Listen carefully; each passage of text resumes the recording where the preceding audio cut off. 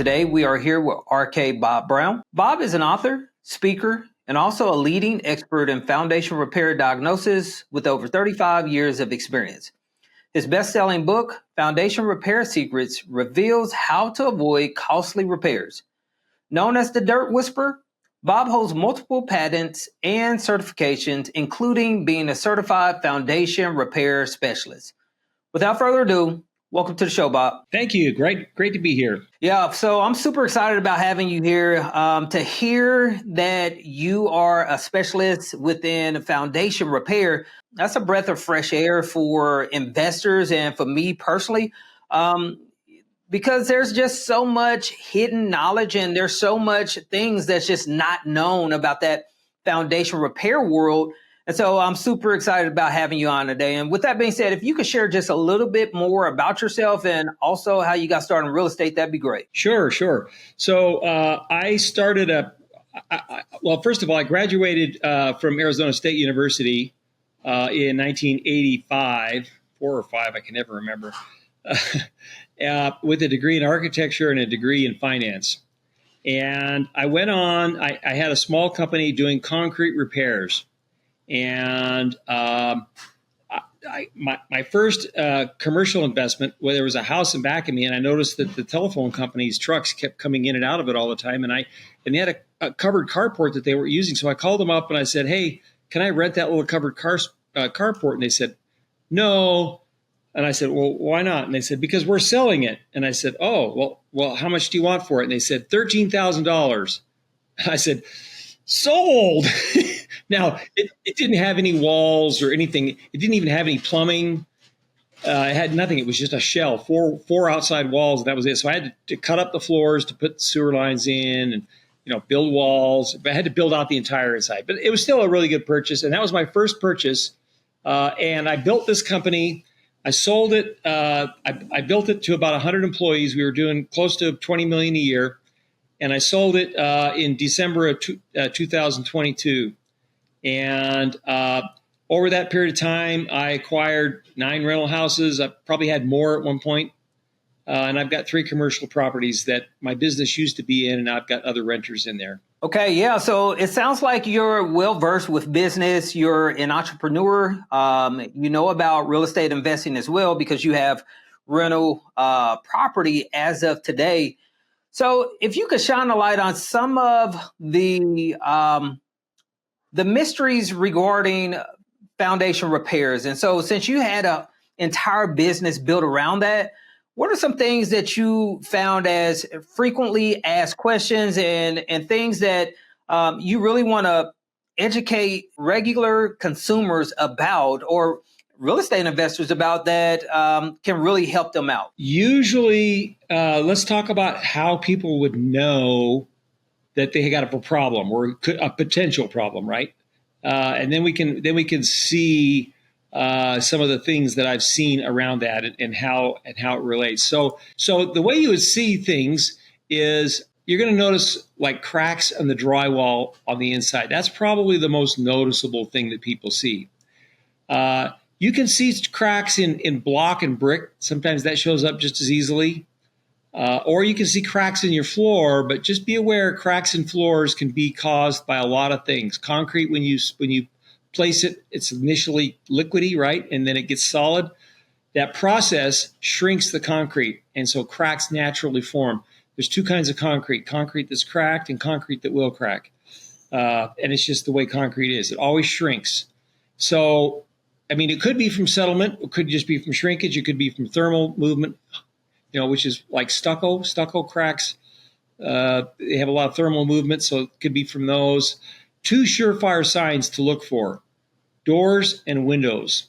When doors are out of square, when they're pinched on one side, you have an inch gap on one side of the door, and on the other side, it's pinched, it's tight.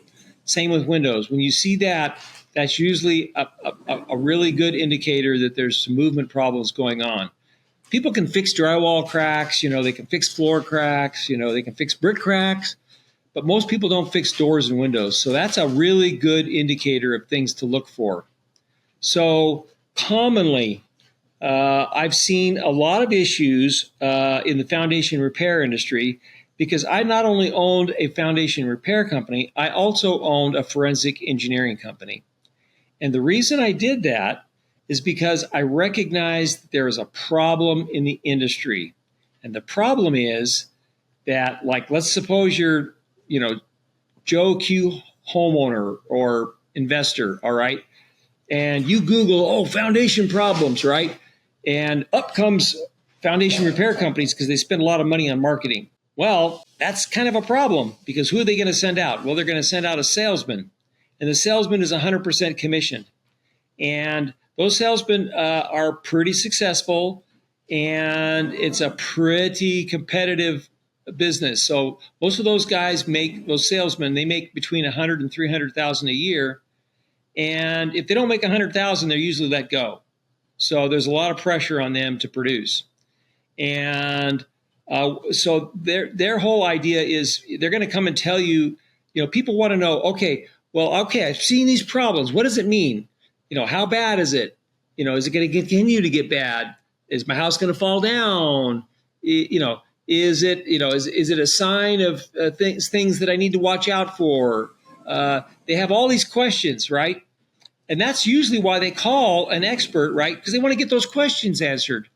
The problem is when you call a foundation repair guy, what's he going to say? Well, he wants to make a sale. So he's going to characterize all those issues as what? Big problems, right? And I recognized this early on and thought, this is not right. So I started a forensic engineering company, and we had 15 people in that part of the company, techs and support and engineers. We had several engineers. And those guys in our company were the ones that would go out and diagnose problems.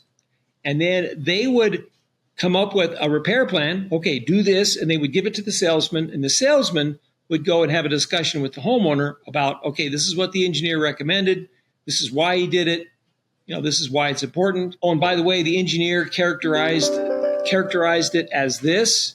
It's either critical or not critical, or, he characterized it in a certain way using numerical advantages, numerical numbers. Engineers have a thing, what they call allowables. Okay, did it exceed the allowable or not? Pass or fail, basically. And foundation repair people, I've heard them say things like, well, on a scale of 1 to 10, it looks like about an 8.5. And I'm thinking, okay, well, first of all, what scale is that? I've never heard of a 1 to 10 scale. Is that like the Richter scale of foundation repair, And then I'm thinking, well, how did you arrive at 8.5? And they're like, well, based on all of my years of experience and the fact that my kids need braces, that's kind of what happens with foundation repair people. So that's why I started a foundation engineering company.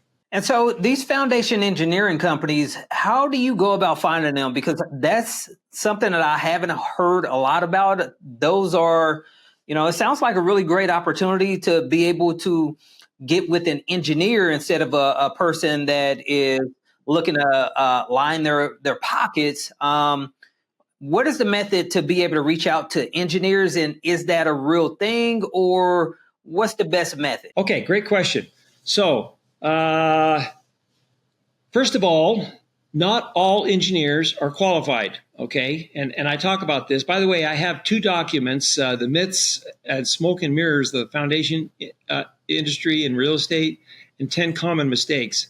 And if you go to my website, Foundation Repair Secrets, and sign up for my newsletter, I'll send you these documents and you can see them kind of in order and nice and neat and remember them. But so engineers, not all engineers are going to be the right engineers. Most engineers do new designs for infrastructure, buildings, freeways, dams, mining facilities, commercial buildings. Very few of them work in real estate. And of the ones that do work in real estate, very few of those do forensics. Now, forensics means after something's built, you go in and evaluate it, like a forensic investigator for a murder scene. But in this case, it's for a house, right? So they're hard to find. So to answer your question, I have put together a list of engineers for every state on my website, Foundation Repair Secrets, and you can go in there and look under your state. It's alphabetical, and find engineers. Now, I haven't vetted these engineers, so I just did a search, and I'm gonna go and vet them one of these days and complete the process. But it's a big mountain to climb. I will get it done, but at least there's a list, and you can find them, and you can call them and say, hey, I got this problem. Can you help me? Because if you search, like I said, foundation repair companies are really good at marketing. I know because I owned one. The guys that did our website when I was in the foundation repair business, they had 100 employees that do nothing that work with websites, in the network for them. I mean, Google would come to their office. They're really good at marketing. So engineers don't really have a chance, and engineers are not good at marketing anyway. They're just not. So I put this website together because people keep asking me, hey, I'm in Alabama, I'm in, Wisconsin, can you have anybody you recommend? So rather than answer the question a billion times, I just put this thing together in my website, and now everybody can look at it. And it's not perfect. And, the Google results in your area might be different than the Google in mine for your area, right? Because that Google works that way. But, it's a start anyway. Yeah, I think that's a great service that you consolidated it, at least kind of pointed people in the right direction, gave them a way to be able to identify what kind of engineer they really want to go after. And so they can somewhat take it from there, because you've halfway done the work, or you've done a lot of the work already for them. So how about structural engineers? Would that be an engineer that could also be able to identify if there's a trouble spot within a foundation, or is it only forensic engineers that individuals that's having some potential foundation issues? Is that the only engineer that people should go after? Okay, great question. So forensic could apply to any kind of engineer. You could have a forensic engineer that does aerospace or mechanical or electrical. So you can have a forensic structural engineer, or you can have a forensic geotechnical engineer. So let's talk about the difference between a structural engineer and a geotechnical engineer. Structural engineers basically look at everything above the ground, and geotechnical engineers are great experts in soil. Right. And that's kind of one of my expertise. That's why they call me the dirt whisperer.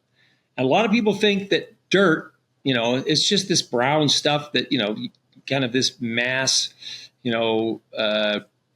mass of dirt beneath, it's all the same, underneath. No, it's not. It's deposited in layers over time. And each of those layers are not the same thickness, or they're not even level. And they disappear, and they have different chemical compounds, different mineral contents, different affinities to water, different densities. And the water usually travels between the layers. And when it gets to those layers, then it does different things to them. So it can be very complicated. And geotechnical engineers usually understand the geology of an area. They understand, for the last 100,000 years, here's what happened first, here's what happened second. So they kind of have the lay of the land. They know kind of the bones of how the soil was deposited for the most part. And if you ask a structural engineer, oh yeah, I got some cracks in my house. Okay. Well, the first thing he's going to say is, well, it's not structurally deficient, which is probably true, because structurally deficient means it's scary and it's ready to fall down. There's very few houses that are in that shape. I only seen, in 35 years, I only seen a couple, okay? But, there's a method, there's three kinds of cracks. There's structural, there's cosmetic, and then there's this thing between them called serviceability. And that's basically functional. Does the house function right? And that's the area that you want to be concerned about. Yeah, you're not worried about the house falling on you, but you want the house to function right. Well, so you say to the engineer, the structural engineer, it's not structurally deficient. Could it get to be structurally deficient? Well, yeah, if it keeps moving, it could be structurally deficient. Okay. Well, is it going to keep moving? Well, I can't answer that because I'm not a geotechnical engineer. You have to ask a geotechnical engineer because the movement is coming from the soil. And you need a soil engineer to tell you. If anybody else tells you, oh, yeah, this house is done moving or it's going to keep moving, and they're not a geotechnical engineer, well, they're probably BSing you because only a geotechnical engineer really can make that call. Wow. Yeah, that's really good information. So in order to be able to identify if the soil is still moving, you need a what was that? I'm sorry. What was that? Geotechnical engineer. A geotechnical engineer. Okay.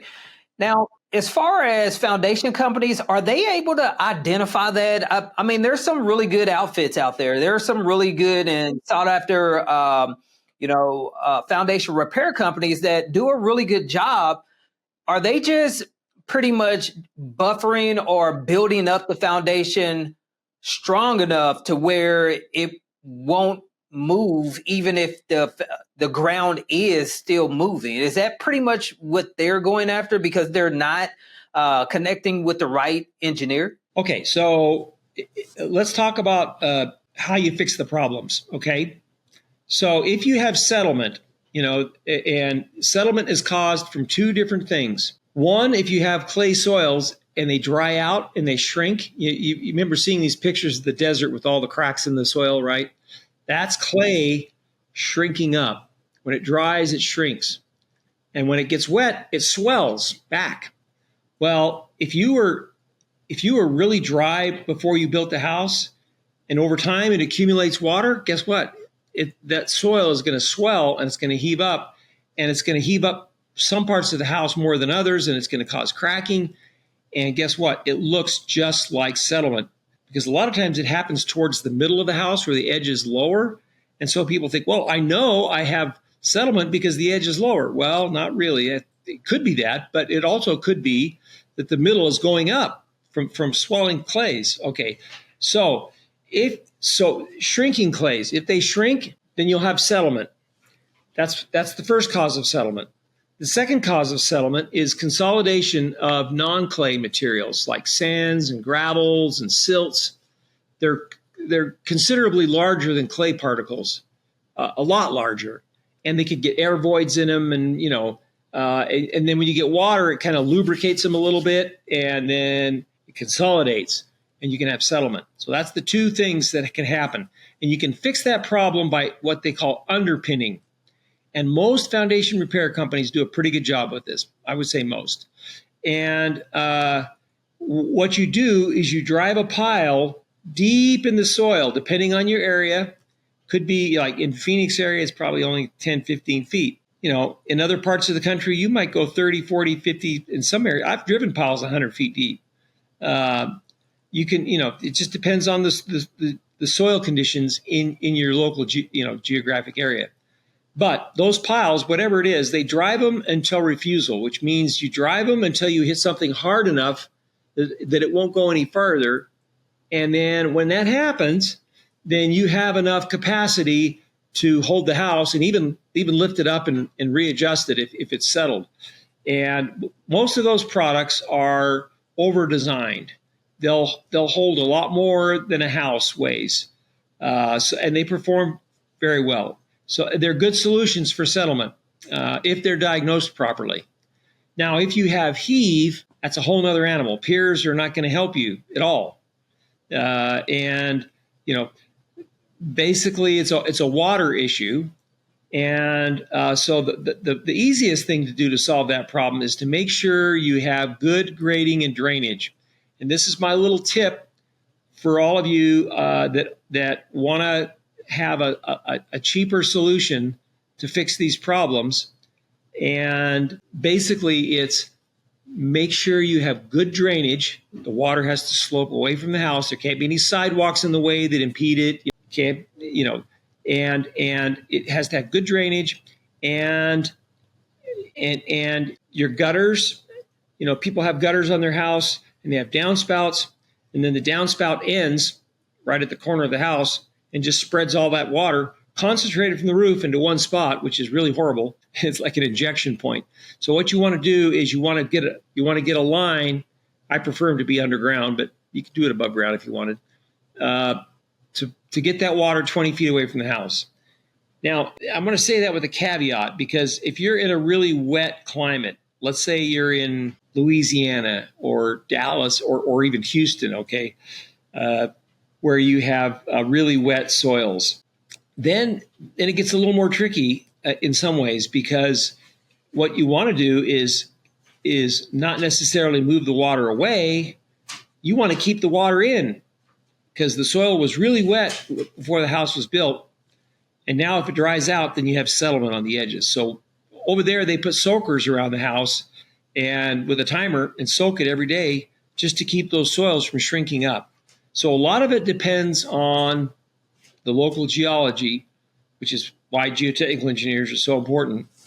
But you could have some very cost-effective solutions that would solve these problems long-term and maintain it properly to keep you from having problems in the future, just by paying attention to the water and knowing, what your area is, what it needs. It might need water or it might need to stay dry. In Phoenix, it's all about staying dry, right? Because it was a desert to begin with.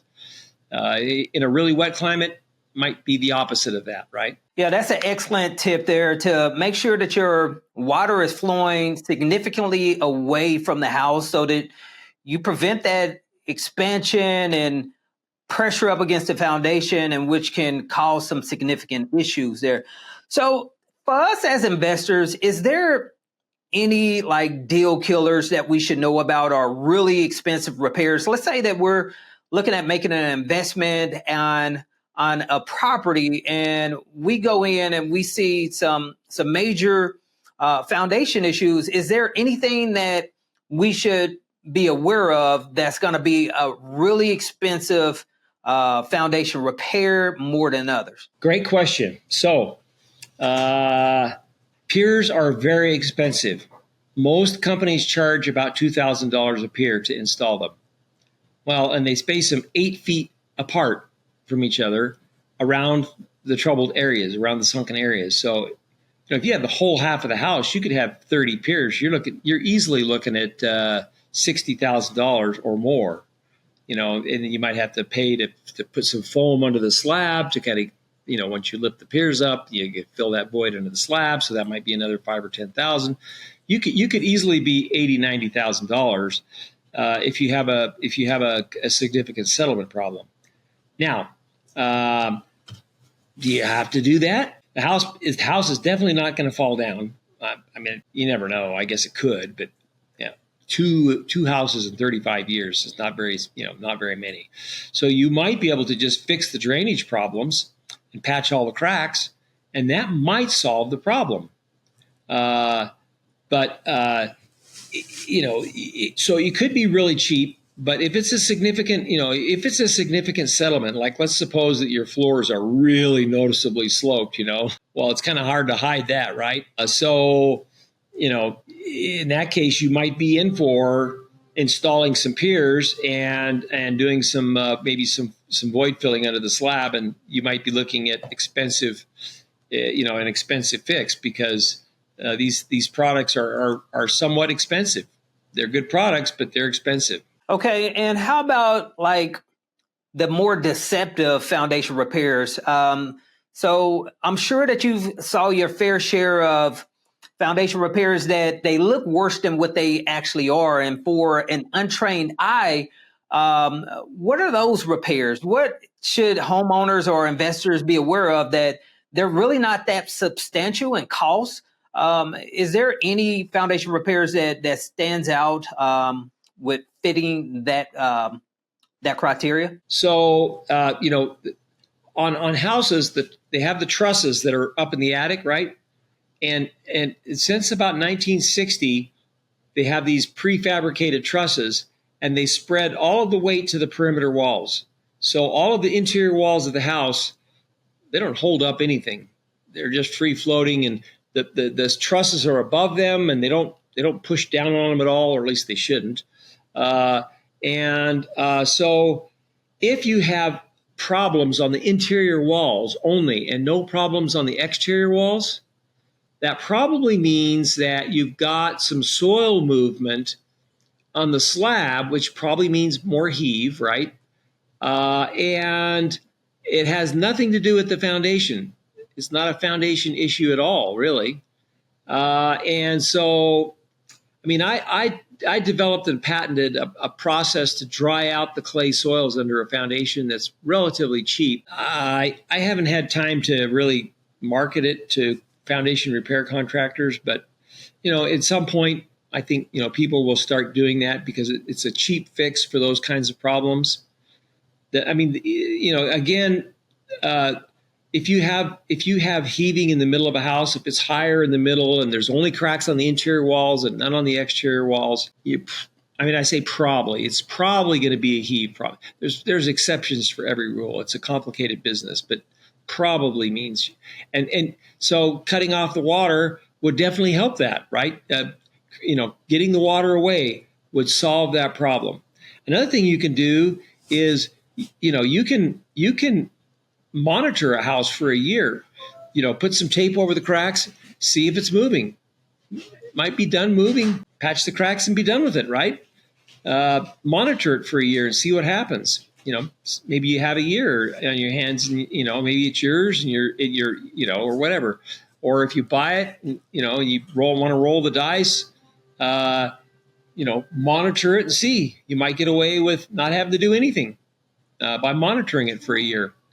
So those are some kind of cheap kind of hacks that you can do to kind of help yourself in these situations. Okay, Bob, and I've got a couple more questions before I let you go. So the first, while we were offline, I was kind of chatting with you about, should a large contractor be chosen because they're marketing more, or they're on TV more often, or should a person not be afraid of hiring a small contractor that's really good at what they do? What is your preference? I would say that there's not a huge consistent difference between the performance of large companies versus small. And there are some large companies now that are buying up, smaller companies, and they're owned by private equity. And then there's a bunch of kind of mom and pops, right? So which is better? I've seen some really good small companies. I was a small company. I started with nothing, built it up from nothing, and so it can be good. Sometimes the smaller companies don't have access to really good technology, and so they're kind of a little bit in the past. A lot of times that happens. Sometimes the bigger companies, though, they're more of a machine. They're driven by corporate standards, and they're everything is the same, and there's a lot of pounding of round pegs into square holes. So some definite disadvantages there. If it was me, if I was not an expert in this business and I had a problem, I would call a forensic engineer, preferably a forensic geotech engineer that does residential work, and have him diagnose the problem. And then he would say, okay, here's what I recommend. You might just say fix the drainage, in which case you'll save yourself a ton of money. But if you decide that this is a significant problem and I want to underpin it, okay, then he can draw up plans, and you can have bidders, small companies, big companies, and have them be vetted by the engineer, who can then say, okay, show me your system, show me how they work, what's your price? And that's a lot better than getting 3 bids from 3 contractors with 3 different repair plans, and you're trying to figure out which one's the right one. And it could be that none of them are the right one. So if it was me, that's the way I would go about it. Now, that's a little bit difficult when you're a buyer, right? Because now you got to pay somebody, and you're not even sure you're going to buy the place, right? So I understand the conundrum. I've been in that position. Bought one house, sight unseen, found out it had foundation problems, had to put 19 piers on it at 3 years after I bought it. So I understand that that's a problem. You can require in the purchase contract that if the home inspector discovers issues and recommends a foundation expert, that you get an automatic extension where you have time to go and hire an engineer, and maybe you can negotiate then with the buyer. Okay, who's going to pay for the engineer? We'll split the cost or something like that, or whatever. And then maybe you might get some good service. Quite often what happens is they call a foundation repair company in the middle of an escrow. Guess what? Then he says, oh yeah, $80,000, please. And everybody freaks out, right? And they all scatter and go different ways and the deal dies, right? Probably not a great outcome for anybody. So again, I think it's probably still in your best interest to find a way to get a forensic engineer, somebody whose ethics are governed by the Board of Technical Registration. There's no such thing for foundation repair. There's nobody overseeing them. There's no ethics. There's nobody holding them accountable. With engineers, you do. And they're going to tell you the straight thing, and they got nothing to gain by telling you something one way or the other anyway, right? They don't have a dog in that fight. They don't have an axe to grind. Yeah, it sounds like they're a third party that's going to be neutral, almost like a title company that's going to make sure that everyone performs exactly what they're supposed to perform. And it's going to benefit you because you're going to be able to identify if there's work needed or if there's not any work needed at all. You may end up having to do some patching because of some leakage or something to that effect. But as far as major work, piering and things like that, it wouldn't necessarily be needed. So, hey, Bob, thanks for all the information. You provided some significant value. You shared some really great tips. And I do want to recommend to the Moonlight audience to go and get your book because you've got tons of more information that we just weren't able to get to today. And so you cover a lot of that information within your book and on your website, I'm sure. Bob, do you have a preferred method in which someone can reach out to you if someone wanted to connect and learn a little bit more about you? The best thing to do is to go to my website, Foundation Repair Secret, same title as my book, and sign up for my newsletter because I print out a blog about every week or two, maybe a little bit less right now while I'm doing a construction project on my house, but roughly maybe right now about every 2 weeks. And I cover all these points, and I have these documents, the 15 myths of the foundation repair industry and the 10 most common mistakes in real estate for foundations. And those documents can be super valuable to people in the real estate industry. So go sign up for the newsletter. You'll get those documents. You can reach out to me through there if you want to. And if you have more questions or whatever, and I'm always happy to try to help. Yeah. Hey, guys, definitely reach out to Bob. He knows this stuff. You could tell he's well-versed at foundation repairs and knowing exactly what's taking place with movement within a foundation. So, hey, Bob, once again, thanks for coming on to the show. We'd love to have you back anytime. Awesome. It was great being here. Thank you for the opportunity. I appreciate it.